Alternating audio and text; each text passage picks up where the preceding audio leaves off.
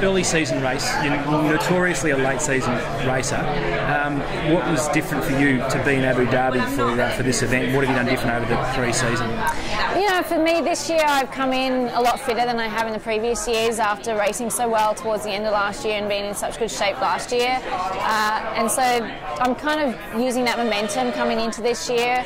I'd say this year I started out doing a lot more miles, like long miles as opposed to hard miles. Which is why I felt like I suffered so much in Panama a couple of weeks ago, because it was like I was redlining and I haven't done any of that sort of stuff, because I've just been really concentrating on nailing a good 200k solid effort as opposed to doing like the half Ironman distance. And I feel this year I come in with probably the best run shape I've ever come into a season, and it didn't show in Panama because I cooked myself on the bike, but I feel, you know, my running is definitely one of my strengths right now. Your last season was amazing. Your Kona was brilliant. We got to watch you there, and then to back up in Arizona, it's so close and do so well.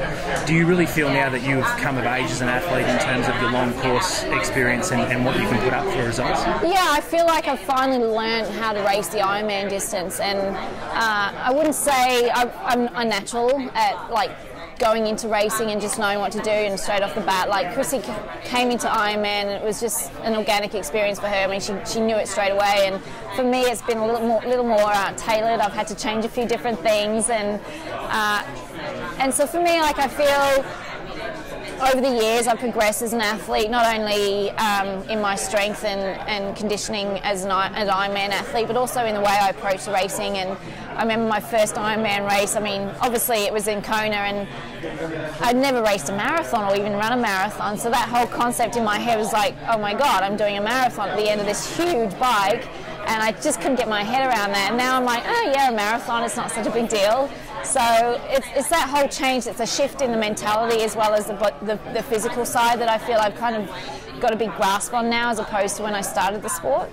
Craig Alexander once told me that he had the necessary amount of fear going into an Ironman. You know, it's funny that he described it as that as a need to have that. Is that how you go into the big races? Yeah, I mean, I definitely have an anxiety about the distance. And I still to this day think it's the hardest thing I've ever done, and that will never, I think, it will never change, because you don't just put yourself through something mental, it's a physical thing, and you have to overcome both those hurdles. And sometimes you can't control what your body does. I mean, in the shorter distance you can get away with certain things, but in the longer distance there's so many things, like there's so much time where things can go wrong.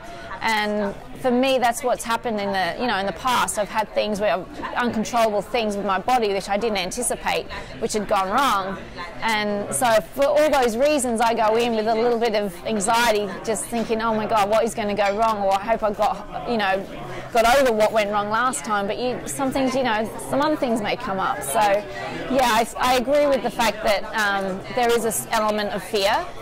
And I think there's also that, you can also call that a bit of excitement and for me, a challenge. I think if something was easy and it would come easy, it would be less of a challenge. And I think going into the Ironman, there's always that, all right, what's going to go right, what's going to go wrong, and let's see how far I can push myself, and just achieving the goals within the goal at the end of the day. And that's what I've really learned, especially the Ironman distance. It's so easy in respect to racing the shorter stuff. I always say, like, it's so easy to race the Olympic distance because all you got to do is just redline it the whole way. That's all you need to know. And with Ironman, there's so many other things involved. It's a very complex sport.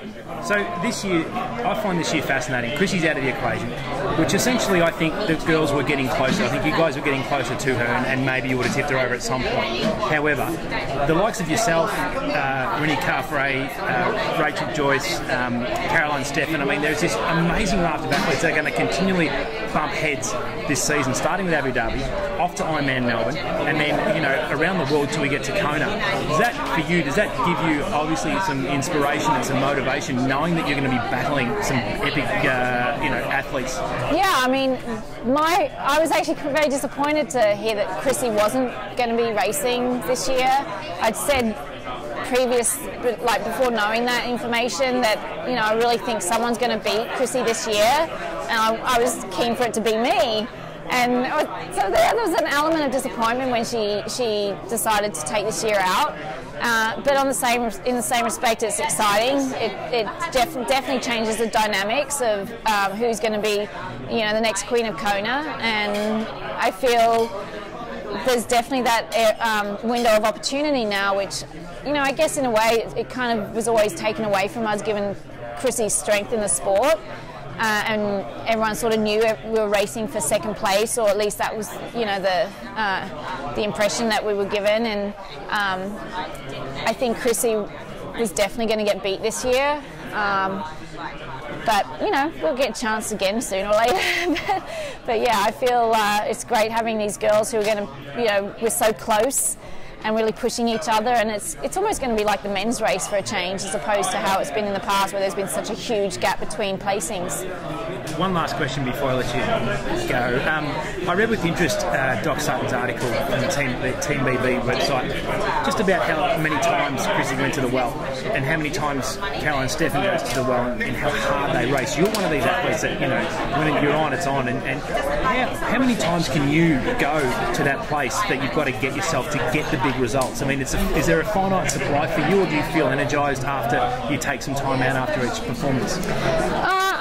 I'm a racer, and I actually enjoy the experience of racing much more than I do of training, and I guess for some reason that's why I can always be somewhere on race day where I can't kind of get in training. And I mean, I'm coming into this race, for instance, I'm not feeling great, and my body's pretty run down. I've come into a lot of races in the past, actually my best races ever. I've gone in feeling pretty average, if not really crappy, the day before. And, on race day, I've just got it. And I wouldn't say it's a physical thing, it's definitely a mental thing. And I don't think that, for me, will ever wear off, because I've been doing it for so long. But I think, for some athletes it does wear off, and maybe that day it does wear off is the day I have to kind of hang up my clogs and say I'm done. But I'm at an age now where it's, I feel like I'm getting the best results I've ever had in the long distance. But there is going to be obviously a decline at some point physically. So whether I can always bring that mental side in when the physical side's going down. But yeah, I don't know what I do on race day. I find something that some athletes can't find, and I can't explain it. I'm just able to bring it to the table when I need to.